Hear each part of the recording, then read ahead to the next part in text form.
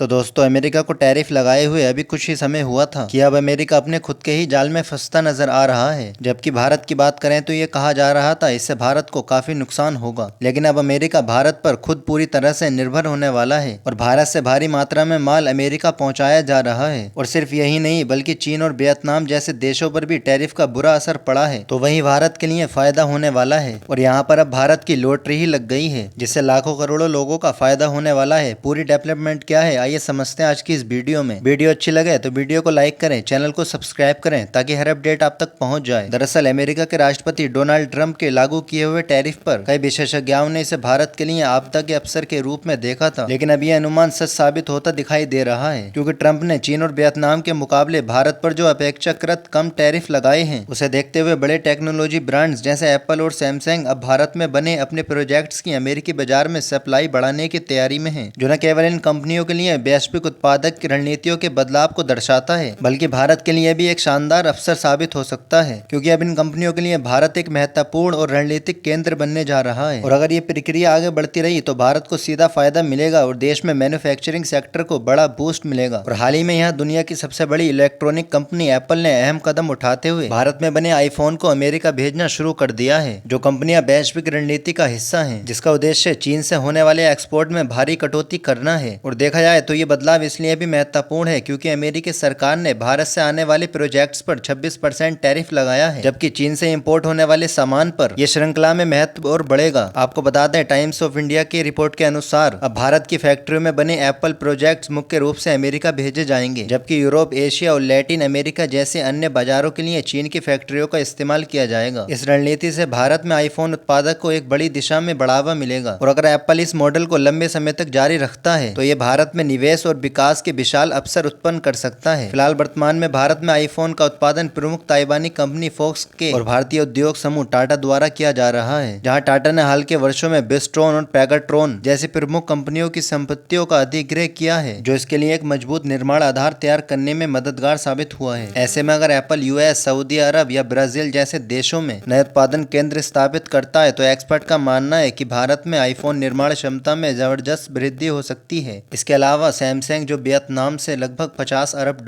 का वर्षीय निर्यात करता है, अब भारत से अमेरिका को अपने उत्पादकों की शिपिंग पर विचार कर रही है। दरअसल कंपनी को भारत से 26% ड्यूटी पर अमेरिका भेजना ज्यादा फायदेमंद लग रहा है, लेकिन ये रणनीति फिलहाल तब तक के लिए है जब तक वियतनाम सरकार अमेरिका के साथ व्यापार समझौता नहीं कर लेती। ऐसे में भारत में सैमसंग की नोएडा स्थित फैक्ट्री जहां S25 अल्ट्रा और फोल्ड जैसे प्रीमियम स्मार्टफोन बनाए जाते हैं, अब वैश्विक उत्पादन रणनीति में अहम भूमिका निभा सकती है। भारत के वैश्विक विनिर्माण लक्ष्यों को मजबूती देने के लिए इन परिस्थितियों का भरपूर लाभ उठाने की रणनीति बनाई जा रही है। लेकिन जैसे कि सभी जानते हैं कि ट्रंप द्वारा टैरिफ बढ़ाने के फैसले ने दुनिया भर को हैरान कर दिया है और भारत भी इससे नहीं छूटा है, क्योंकि अमेरिका ने भारत पर जो टैरिफ लगाने का ऐलान किया है उससे भारतीय कंपनियों के लिए चुनौती बढ़ सकती है, जिनसे उनकी प्रोजेक्ट्स की कीमतें अमेरिका में महंगी हो जाएंगी और उनका कारोबार प्रभावित हो सकता है। हालांकि यह तत्कालीन आंकलन है, क्योंकि भारत और अमेरिका के बीच ट्रेड डील पर बातचीत अभी भी शुरू है और उम्मीद की जा रही है कि दोनों देशों के बीच जल्द ही सहमति बन सकती है। लेकिन जहां एक तरफ अमेरिका के इस फैसले ने दुनिया भर के देशों को नुकसान किया है, वहीं दूसरी तरफ भारत को दो महत्वपूर्ण फायदे भी हुए हैं। भारत को पहला फायदा कच्चे तेल की कीमतों में गिरावट आई, जिससे भारत की बड़ी बचत होगी क्योंकि भारत अपनी ऊर्जा जरूरतों का अधिकांश हिस्सा इंपोर्ट करता है। दूसरा फायदा भारत को यह हुआ है कि डॉलर के मुकाबले रुपया मजबूत हुआ है, जो भारतीय अर्थव्यवस्था के लिए एक सकारात्मक संकेत है। और देखा जाए तो यहाँ कच्चा तेल यानी क्रूड ऑयल पिछले 2 दिनों में लगभग 14% से गिर चुका है और अब क्रूड ऑयल की कीमत 67.93 प्रति बैरल तक पहुंच गई है। अगस्त 2021 के बाद सबसे निचला स्तर है। दोस्तों अगर वीडियो अच्छी लगी हो तो वीडियो को लाइक करें, चैनल को सब्सक्राइब करें ताकि हर अपडेट आप तक पहुंच जाए।